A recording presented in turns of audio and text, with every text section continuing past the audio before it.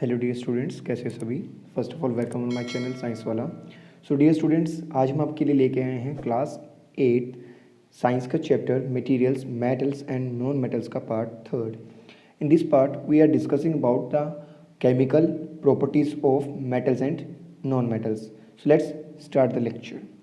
First, what is a chemical reaction? It is a process in which a new substance is formed from old one substance is called chemical reaction. Like a chemical change, we all know that very well. What are the chemical change? The change in which new substance is formed from old one substance. These are now times we are called chemical reaction. During a chemical reaction, rearrangement of atoms takes place. कभी भी जो आपकी chemical reaction जो होती है उसमें क्या होता है, atoms का रीअरेंजमेंट होता है, यानी एक एलिमेंट के एटम्स दूसरे के साथ जाकर के कंबाइन होकर नया कंपाउंड फॉर्मेशन करते हैं। That means rearrangement of atoms takes place. Atom of one element do not change into the atom of another element. जो हमारे पास एटम्स हैं वो एक एलिमेंट के दूसरे एलिमेंट में चेंज नहीं हो सकते। फॉर लाइक दैट, ऐसा नहीं है कि आयरन के एटम्स हैं और आयरन के एटम्स से गोल्ड बन जाए, ऐसा पॉसिबल नहीं है। आयरन के एटम है वो आयरन के ही रहेंगे। हाँ, कंबाइन हो सकते हैं। अगर फेरस सल्फेट कॉपर सल्फेट में अगर आयरन डाल दिया जाए तो वहाँ पे फेरस सल्फेट बन सकता है, यानी वो आयरन एटम्स को एक्सचेंज करेंगे बट चेंज नहीं करेंगे। Before knowing about the chemical reactions, some terms related to chemical reaction. Reactants क्या होते हैं देखिए। The substances which take part in a chemical reaction are called reactant. वो सब्सटेंस जो केमिकल रिएक्शन में टेक पार्ट करते हैं, जिनसे केमिकल रिएक्शन होती है, they are called reactants. Reactants are the those substance which take part in a chemical reaction from product, और जो क्या बनाते हैं, प्रोडक्ट बनाते हैं। Reactant represent in the equation on left hand side. Reactants को हम लेफ्ट हैंड साइड रिप्रेजेंट करते हैं। Then products, the new substances which are formed और produced during a chemical reactions are called products. Products are the those substances which are produced during a chemical reaction. Product वो substances हैं जो chemical reaction के during prepare होते हैं। Products represent in the equation on right hand side. See what are the reactants and what are the products. Reactants represent on left hand side. When A plus B combine together to form C plus D, they are known as product. See some examples. General example of the chemical reactions which we are seen in our daily life. For example, rusting of iron, ripening of fruits, storing of milk, and some more other examples. Now next term is chemical equation. What is a chemical equation? The method of representation of the chemical reaction in word form with the help of a proper symbols of the elements and their states and elemental compound formulas is known as chemical equation. जो chemical reaction है उसको एक proper symbolise formation में notation करना, लिखना, that is called chemical equation with their proper elemental symbols and other symbols. The equation is also known as skeleton of chemical reaction. उसे ढांचा कहा जाता है। हमें कुछ चीज़ें याद करनी है जो हमारी केमिकल रिएक्शंस में यूज़ होंगी। फॉर सॉलिड सब्सटेंस के लिए हम यूज़ करेंगे स्मॉल एस, लिक्विड के लिए स्मॉल एल, गैस के लिए स्मॉल जी, एक्वस के लिए small A Q dot. What are the aqueous? The state in which the solvent is always is water. जब हम सॉल्यूशन को हमेशा पानी में बनाएंगे, कोई भी चीज़ को पानी में घोलेंगे तो हमारा सॉल्यूशन क्या होगा? एक्वस सॉल्यूशन होगा। Alkaline solution, the state in which the solvent is base. जब हम किसी चीज़ को बेस में घोलकर सॉल्यूशन बनाएंगे तो हमारा क्या होगा? अल्कलाइन सॉल्यूशन होगा। एसिडिफाइड, जब हम एसिडिक सॉल्यूशन के अंदर कोई चीज़ को घोलेंगे तो हमारा होगा एसिडिफाइड सॉल्यूशन। डाइल्यूट, जिसमें कंसंट्रेशन कम होगी वो हमारा डाइल्यूट होगा, और जिसमें कंसंट्रेशन ज़्यादा होगी यानी परसेंटेज ज़्यादा होगी हमारा कंसंट्रेटेड होगा। अगर हम किसी रिएक्शन को करते हुए हीट का सिंबलाइज करना चाहते हैं तो हमारा ये होगा ट्रायंगल से, that is called as delta. Anhydrous, जिसके साथ कोई वाटर मॉलिक्यूल अटैच नहीं है, सूखा कंपाउंड है तो हम उसके लिए यूज़ करेंगे ANH, anhydrous. Dry salt without hydrated. For evolution of gas we are using the upper headed arrow. कभी भी गैस जब रिलीज होगी तो हम क्या यूज़ करेंगे? अपर हेडेड एरो का यूज़ करेंगे। फॉर प्रेसिपिटेशन, जब हमारा कोई सॉलिड सब्सटेंस बनेगा तो हम डाउन हेडेड एरो का यूज़ करेंगे। Some more information. Now the chemical properties of metals. First reaction is the reaction of the metal with oxygen, air या oxidation reaction of metal we say and formation of alkali oxides. When the metal react with the oxygen or air to form the metal oxides, which are basic in nature, which kind in nature? Basic in nature. They turns the red litmus to blue. General reaction. When the metal react with the oxygen or air, they form the metal oxide which are basic in nature. See some examples which are metals oxides. The metals like sodium and potassium react vigorously with the oxygen at room temperature to form the basic oxide. Vigorously मतलब तुरंत, एकदम instant ही react करना। The metals like sodium and potassium react instantly with the oxygen at room temperature to form the basic oxide, sodium oxide and potassium oxide. Potassium and sodium are the very reactive metals, so they are stored in kerosene oil. Most of the metals oxide are insoluble in water like Fe2O3, Al2O3. कुछ metal के oxide like iron oxide और aluminium oxide वो water में dissolvable नहीं होते हैं, but some metal oxide are dissolvable in water, form the alkali solution, they form the base. Like sodium oxide dissolve in water to form the strong base like sodium hydroxide. Here is a sodium hydroxide and water to form the sodium hydroxide. अब हमें पता है कि metal के oxide जब water के साथ react करेंगे तो क्या बनाएंगे, बेस बनाएंगे. Similarly potassium oxide dissolve in water to form potassium hydroxide. K2O solid water, KOH potassium hydroxide strong base. Then magnesium. Magnesium metal does not react with the oxygen at room temperature. Magnesium metal does not react with the oxygen at room temperature, अपने आप react नहीं करेगी. It forms the magnesium oxide when burning in air. जब उसे हम strong heat करेंगे तब वो जाके जलने के बाद में पाउडर बनेगा और मैग्नीशियम ऑक्साइड बनेगा, वाइट कलर का powder. This is a symbol of heat. अब देखिए यहाँ पे हमने यूज़ किया सिंबल हीट का. ये हमारा सॉलिड का सिंबल है, गैस का सिंबल है, सॉलिड का सिंबल है, basic oxide. When this magnesium oxide partly dissolve in water, ये पूरी तरह से तो पानी में नहीं घुलेगा लेकिन पार्टली डिजोल्व होगा, यानी कुछ हिस्सा इसका डिजोल्व हो जाएगा. They form the basic magnesium hydroxide, milk of magnesia. Next is aluminium metal. Aluminium metal burns in air to form the aluminium oxide which is amphoteric in nature. What are the amphoteric oxide? Which are behave as well as acid as well as base. तो सारे metal oxide आपके basic नहीं होंगे, कुछ आपके amphoteric भी होंगे, like aluminium oxide and zinc oxide are amphoteric in nature. Next is copper metal. Copper metal also form the copper oxide on the strong heating with air but not burn in air. Copper metal burn पूरी तरह से जल करके राख नहीं बनेगी लेकिन copper oxide बनाएगी ब्लैक कलर का, basic oxide. Iron metal also not burn in air by the strong heating but react with the oxygen to form the iron 2 or 3 oxide. Iron metal solid react with the oxygen on strong heating Fe3O4 form it, ferrous ferric oxide और iron 2,3 oxide. Now next is the reaction of the metal with dilute acids.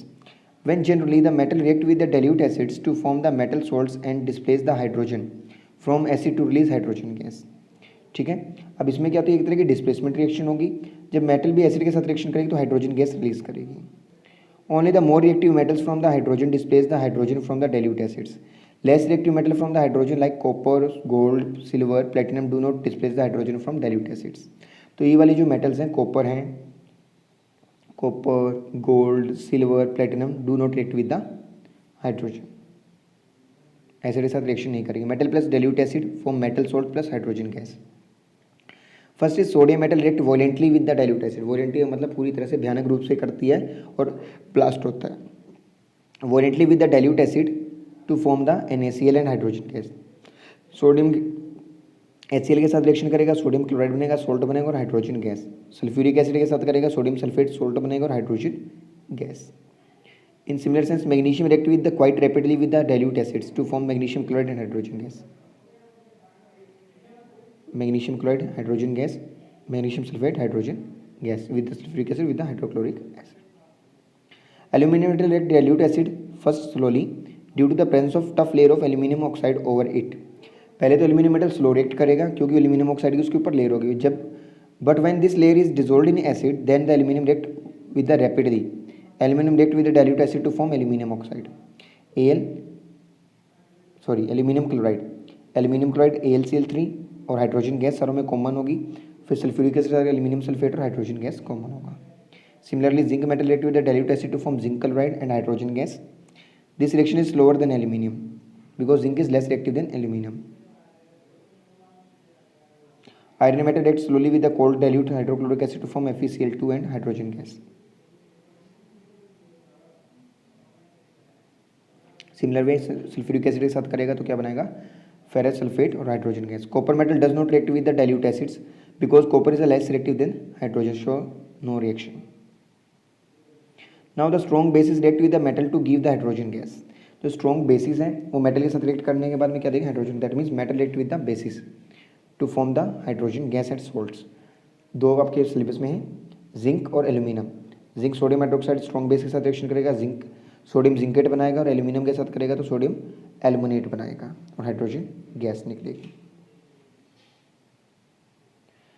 Now chemical properties of non metals. Reaction of non metal with oxygen. Non metal react with the oxygen to form acidic oxide और neutral oxide. Acidic oxide, अब neutral oxide आपके syllabus में नहीं है, only acidic oxide syllabus में है। Acidic oxide of the non metal dissolve in to form acids. Water में dissolve करोगे तो वो एसिड बना लेगा। They turns the red litmus to blue. Carbon is non metal, ये यहाँ पे देखिए रेड लिटमस को ब्लू में नहीं कन्वर्ट करेंगे, ये ब्लू को रेड में करेंगे। यहाँ से रोंग है, थोड़ा सही कर लेना। Carbon is a non metal when the burn in air combine with the oxygen to form carbon dioxide. Carbon एक नॉन मेटल है व्हेन बर्न इन एयर, जब उसे बर्न किया जाता है एयर में तो कार्बन डाइऑक्साइड बनता है। And this carbon dioxide gas passing through the water to form the carbonic acid H2CO3। Similarly sulphur burn in air to form sulphur dioxide. This sulphur dioxide then passes through water to form sulfurous acid. If sulfur dioxide react with the oxygen to form sulfur trioxide, then this sulfur trioxide passing through the water forms sulfuric acid. Now last one is here base. When the non-metal react with base, non-metal plus base, no reaction. Non-metal does not react with the base and non-metal does not react with the acids. Non metal ना ही तो base के साथ react करेगी, ना ही acid के साथ react करेगी।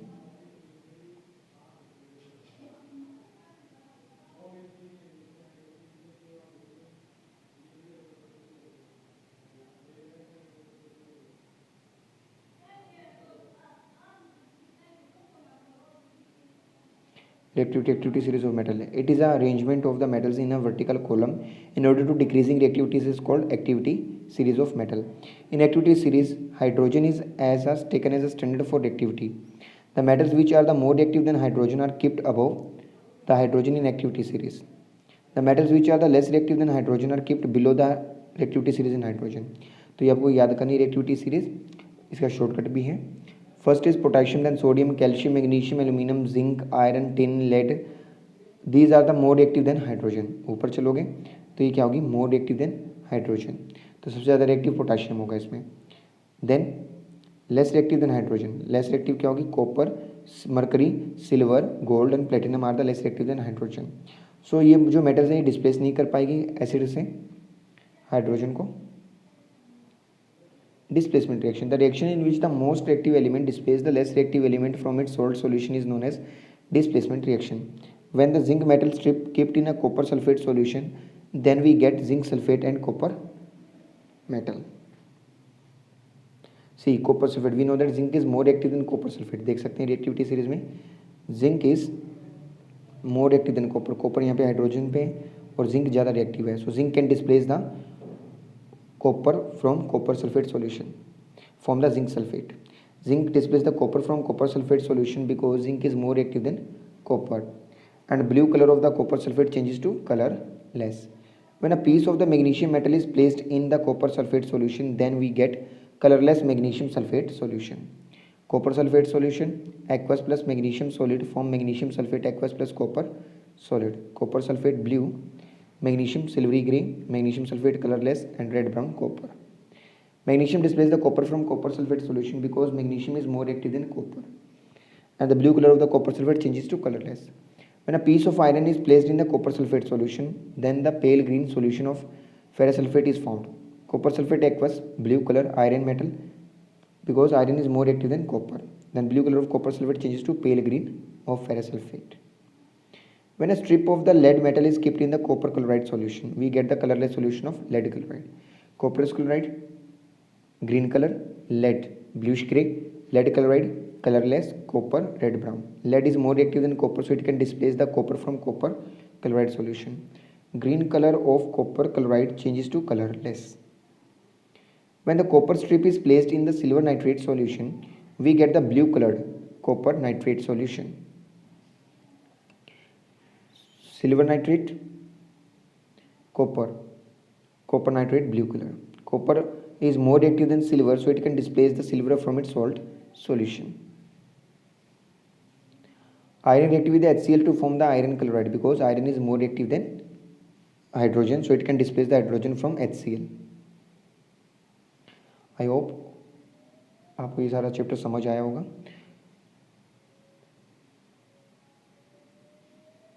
and reactivity series is most important in this chapter. Clear? So for the upcoming notification, please like, share and subscribe our channel. Thank you and have a nice day.